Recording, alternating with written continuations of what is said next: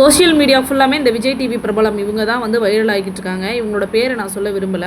அது எப்படி ஸ்ப்ரெட் பண்ணிக்கிட்டு இருக்காங்க அப்படின்னா, லிங்க் கொடுங்க, இவங்களோட லிங்க் கொடுங்க, பட வாய்ப்புக்காக சில விஷயங்கள் பண்ணதாகவும் இந்த வீடியோ இப்போ வந்து சோஷியல் மீடியாவில் வைரல் ஆகிக்கிட்டு இருக்கதாகவும் போட்டிருக்காங்க. அதை விட ஒரு விஷயம், அந்த பொண்ணு பேட்டி கொடுத்த பழைய வீடியோ ஃபுல்லாக ட்ரெண்ட் ஆகிக்கிட்டு இருக்கு. இதை பற்றி நான் உண்மையாகவே வீடியோ போகிறது நினச்சா எனக்கே கஷ்டமாக இருக்குது. எல்லாரும் யூஸ் பண்ணுறாங்க, சரிங்களா?